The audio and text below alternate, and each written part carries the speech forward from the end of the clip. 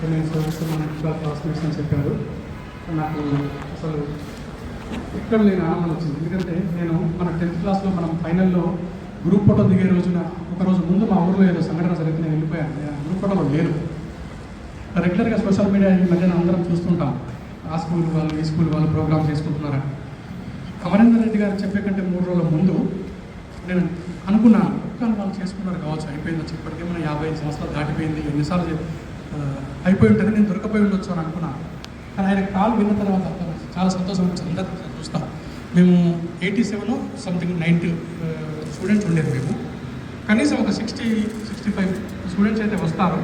అందరినీ కలుస్తాను ఒకసారి. మనకు 100 సంవత్సరాలు దేవుడిచ్చిన వయసు అనేది 120 ఎంతో అంటారు, అందులో సగం అయిపోయింది. ఒకసారి అందరినీ చూసి ఆనందిద్దామని చెప్పి చాలా సంతోషంతో పొద్దున్న అసలు నేను నిద్రపోలేదు. అసలు నిద్రపోలేదు. పోవాలి పోవాలి పోవాలి. ఫస్ట్ పుష్పనాథ్ రెడ్డి సార్ గారిని చూడాలి.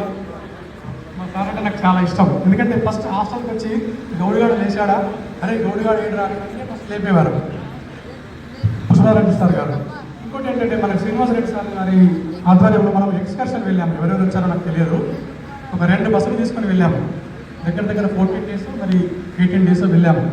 సార్ మనకు మంచి ఎక్స్ప్లెయిన్ చేస్తూ అన్ని యాత్రలు అన్నీ మనకు చూపిస్తూ అన్నీ బాగా చేసేవారు. ఆ సార్ ఇప్పటికీ నా మైండ్లో ఉంటుంది. నేను ఇప్పుడు టూర్లో వెళ్తున్నప్పుడు మనం వెళ్ళిన ప్లేస్లోకి వెళ్ళినప్పుడు సార్ గుర్తుకొస్తుంటారు, మన శ్రీనివాసరెడ్డి సార్.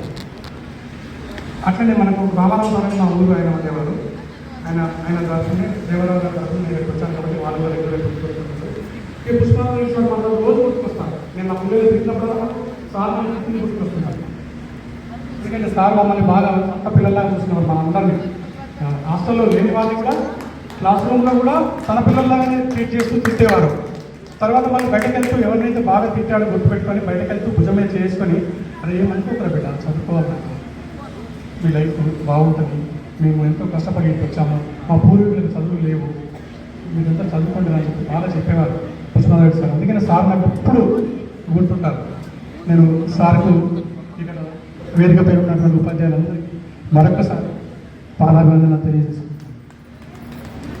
నేను ఇక్కడ 10th పూర్తి చేసిన తర్వాత ఇంటర్మీడియట్ జగిత్యాలలో చదివాను. తర్వాత నాకు బిజినెస్ ఉండేది ఊరిలో. నేను ఇంట్లో పెద్దవాడిని, మా నాన్నగారు నన్ను బిజినెస్కి వాడుతున్నాను. ఇంటర్మీడియట్ డిస్కంటిన్యూ చేశాను.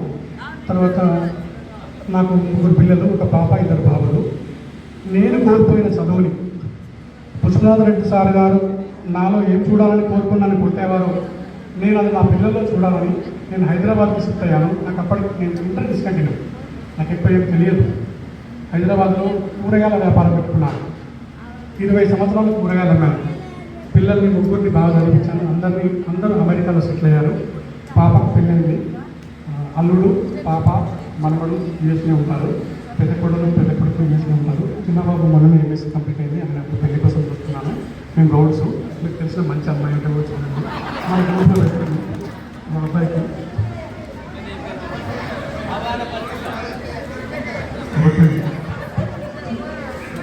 మనకంటూ ఒక గ్రూప్ ఉంది కాబట్టి గ్రూప్లో పెట్టండి.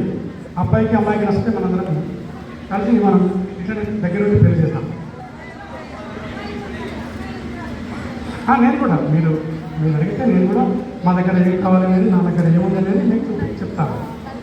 మీరు అయితే నా కొడుకైతే పిల్లలు చూడండి.